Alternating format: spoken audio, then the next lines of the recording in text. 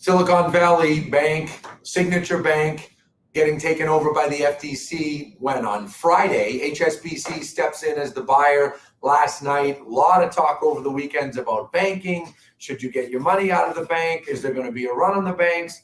You know, one thing I said to myself over the weekend is if 2008 didn't happen, everybody would not have been freaking out as much on late Thursday and Friday and then this weekend as they were. But as I've stated before, people have 2008 post-traumatic stress. That is still something that lurks out there in society because of what happened at that time when banks were failing by the day.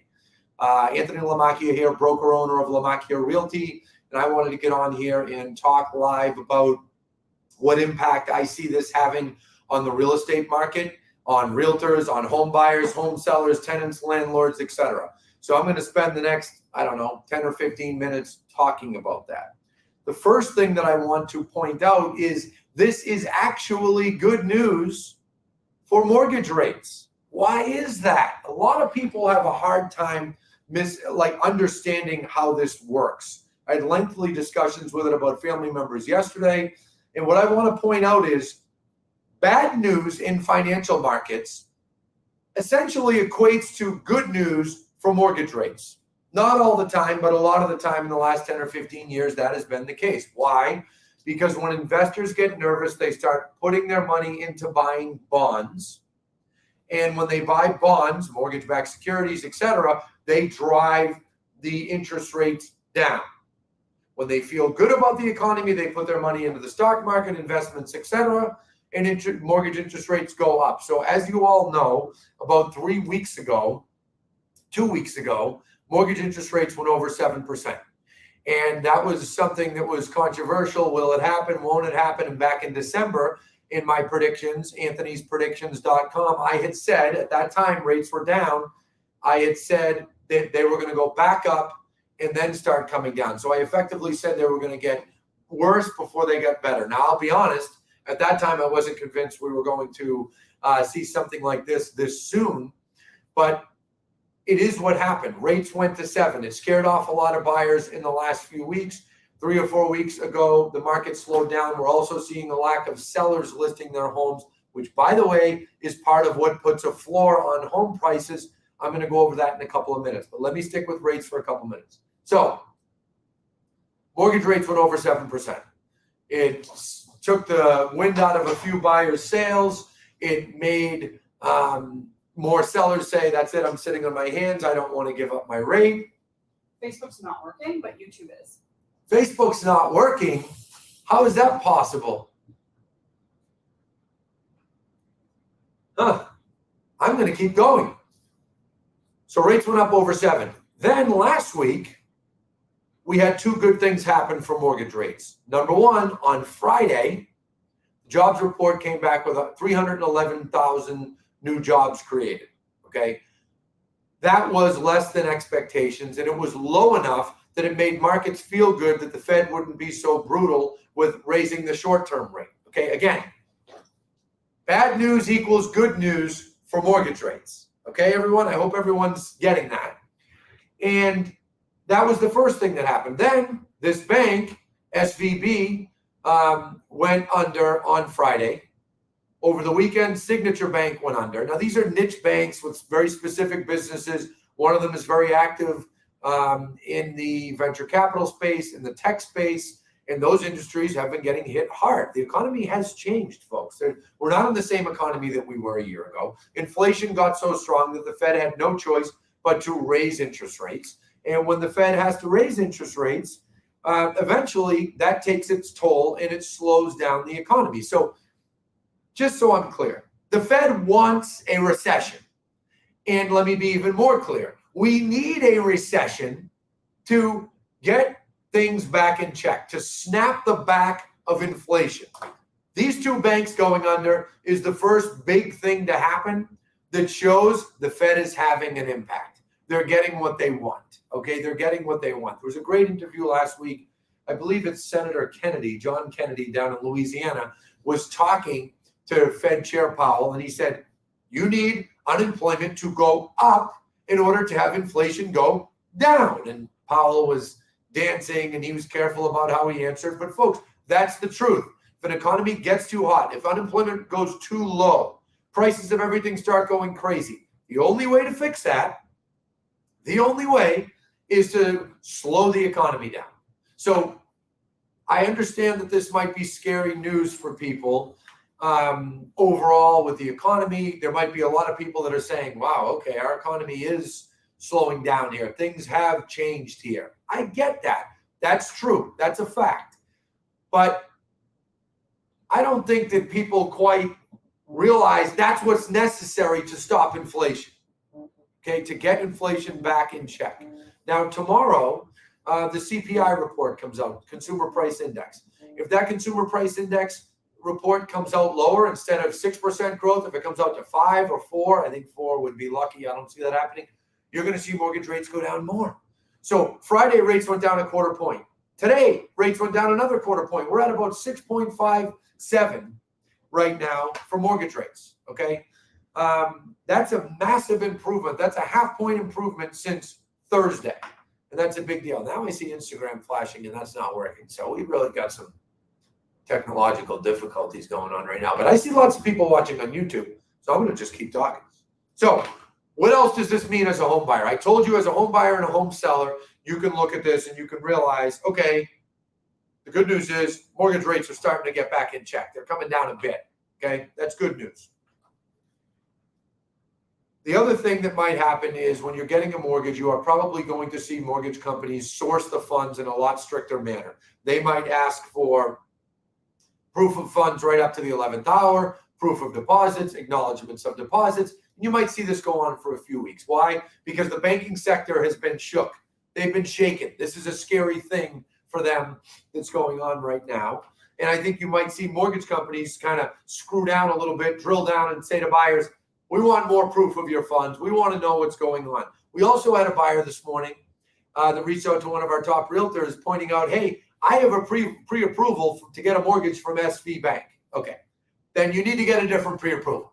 You can't, yes, the government stepped in and said, we're going to secure everyone's deposits. The FDIC, the Treasury, the Federal Reserve, wow, how fast they work together when they're under the gun. They put out a joint statement last night. Everybody's deposits are available today, right? Great. But does that mean they're going to be writing mortgages? And if it were me, I would stay away from them for mortgages, at least for the foreseeable future. I'm sure HSBC is going to take them over and get things under control, but I would stay away from them for that. Folks, home buyers, you need to be working with strong mortgage companies that lend their own money, mortgage companies that also broker, mortgage companies that are strong, not these small brokers that take deals out and they go to a few random ones. You're going to see a lot of consolidation in the mortgage space in the months to come over the next year. You're also going to see it in the real estate brokerage space because a lot of these small companies that could survive when things were hot, now they're getting squeezed, right? And now they're getting squeezed. And that's part of what happens in economics when you experience corrections. So understand that the mortgage process is going to be scrutinized, likely some more in the weeks to come. And that's the way it goes. Stock market's done okay today. Up, down, up, down, up, down, but done okay. 10-year Treasury is down lower than it's been in 4 or 5 weeks. That's a good thing, again, for mortgage rates. I mentioned the CPI tomorrow. I am looking at my notes. CPI comes out tomorrow, and I'm going to bet that it comes in decent, and that's going to make it so that rates probably go down a bit more in the next couple of days, but we'll have to wait and see on that. Next week, the Fed has a meeting. Well, the Fed had a meeting today, closed-door meeting, so we're not going to know what they talked about. Next week on the 22nd, they have a meeting, and they'll be announcing a rate increase. Everyone was thinking they were going to go with a 0.5 point increase based on financial data that's come out over the last couple of weeks. Now it looks like they'll probably do 1/4. If things get worse this week and you see more and more banks going under, then they're probably not going to do the 1/4. Okay? But those are the kinds of things that you need to keep in mind. I also want to point something else out that's very, very important right now, and that is what I love to look at, which is inventory in comparing to 2008. There are still way too many people that think this economic downturn that we are undoubtedly in is 08. There's too many people that think 08 happens every 20 years or every 10. It doesn't. An 08 style crisis, size crisis, happens about every 50, 70 years. The last time it happened was 1930s. So are we in for some economic bumpy road seas for the next year or two? Yes, we are. We are. And I'm not going to get into the reasons why I think that, but we are. Okay, you got inflation. You have not as friendly of a business environment going on. When that happens, it slows the economy down. But are we going to see home prices fall out? No. Might we see some adjustment? Might we see them become more affordable at least a little bit? Yeah. And folks, that would be welcome news. Home buyers and sellers, you should welcome that because things got too hot. But are we going to see prices collapse? No. Here's why. I want to show you this. Okay. Take a look at this PDF document we went over in a training, and our realtors have been showing this to home buyers in the past weeks. This is inventory of homes for sale across the entire country back to 1999. If you take a look at it, you can see in December 06, 07, look at that. We were upwards of 4 million homes for sale in the United States. What are we at today? Well, let's see. In December of 22, we're at 970,000. Right now, we're at about 1,000,001 homes for sale across the country. Folks, we had 4 times the inventory. Remember, for the price of something to go down, you have to have an overabundance of it. We have a dramatic underabundance. I don't even know if we can say that, but we don't have nearly as much as we should have for sale. So that is going to keep things constrained. Why is that? Inventory is low. It's causing people to be scared to list because they don't know where they're going to go. But that's also because people don't want to give up their interest rates. Now, I think inventory will come up over the next year, and not over the next year, but starting in about a year, it will come up, but it can't jump from 1 million to 4 million anytime soon. This is Massachusetts as an anecdotal example, 42,000 homes for sale in 08. Right now, we got about 6,000. Right there, it says 3,900. That was in December. We've got between 6,000 and 7,000 right now. Take a look at this graph. This is home prices in the United States of America, 1960 to now. Look at the only time prices went down in a consistent manner that lasted a few years. 2009 to 2012, 13, and then we came out of it and look where prices are now. So people need to stop thinking there's going to be some massive fallout in prices. Are home sales down? Yes, of course they are. They're down because we have a tremendous lack of sellers, okay? We do not have a lack of buyers. We're seeing open houses with lines down the street, not only at our listings at Lamacchia Realty, but other folks as well. We're seeing lines of cars, particularly in the Northeast.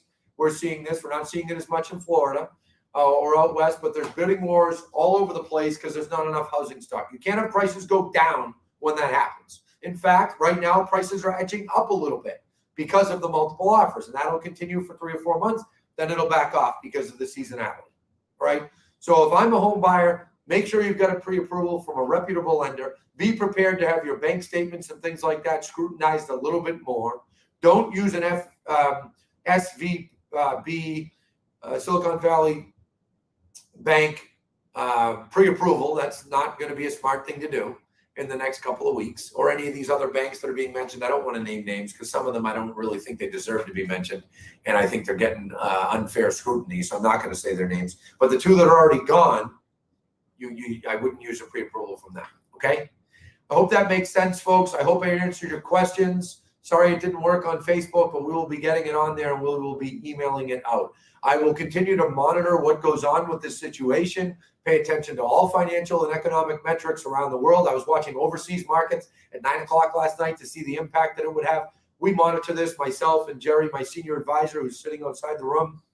If we see anything groundbreaking or anything highly interesting in the next couple of days, I'll come back on and do another update. If not, I'll see you the next time I do a quarterly update, which is about 3 or 4 weeks from now.